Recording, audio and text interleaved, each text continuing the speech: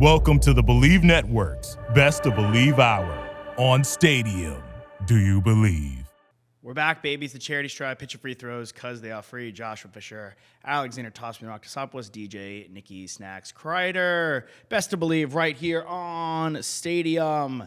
March Madness fully underway. Gentlemen, who have you been most impressed with so far? Hard not to look at this helmet and not be impressed by that dominant win by the Texas Longhorns. To me, the teams that really have stood out after day one, our team, Texas Longhorns, Duke Blue Devils, who had a dominant win against Oral Roberts, and then the Alabama Crimson Tide. Those three teams, I think, we had in our Final Four? Yeah. Yep. Yeah, that's our final. Three of our Final Four teams looked absolutely dominant yesterday. Yeah.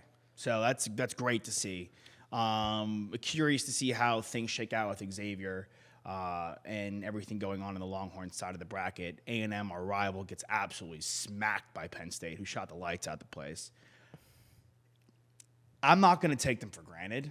I know, Nick, you weren't too worried about them watching that game yesterday, but I'm not taking them for granted in the sense that I think they could really shoot the basketball. But if Texas is playing the way it did, minus some of the turnovers, against Colgate, which I'll chalk up to some, first-round jitters. Again, like the pressure, the higher seeds, like the 1s, the 2s, the 3s, and the 4s, have everything to lose in the first round and nothing to gain.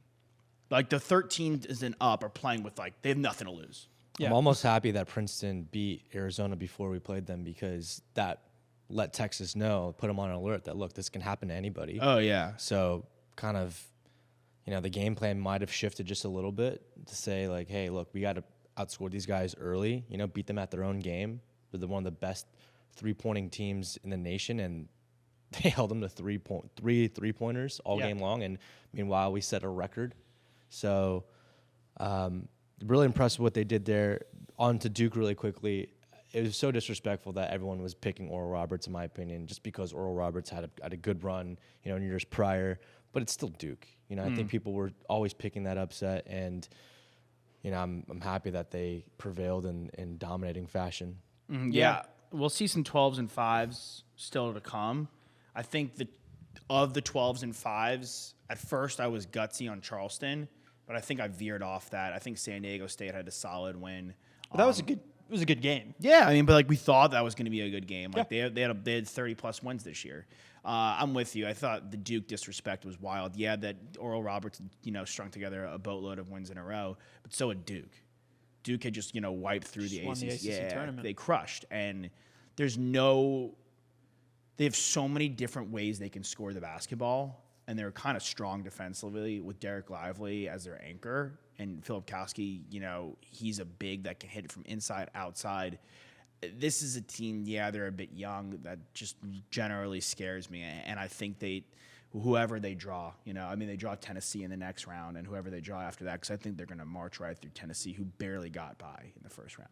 Yeah, Tennessee squeaked one out. Houston did not look dominant in there. So, and obviously Arizona gets knocked down. So those three teams that I mentioned, Alabama, Duke, and Texas, one of those teams that potentially they could see in the Elite Eight, if all three of those teams, make good runs, it's not going to be a top 3 seed because those people have been bounced. Mm-hmm. So that's huge. That's huge for those teams. It's all about who you're playing, and it certainly makes it a lot easier when you get to the round of 16, the Elite Eight.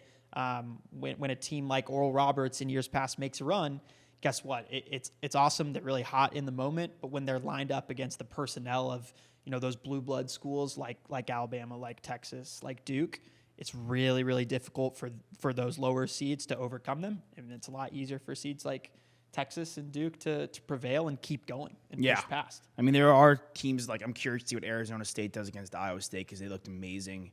And they're an 11 seed, but if we end up drawing them, let's go look to the Sweet 16.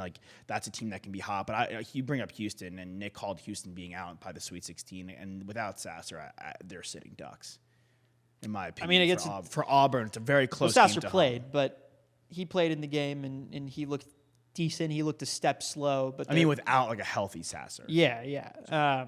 But they're going to play Bruce Pearl's squad, who looked really, really good in that win against Iowa. Never a doubt. They're going to have their hands full. Yeah, absolutely have their hands full.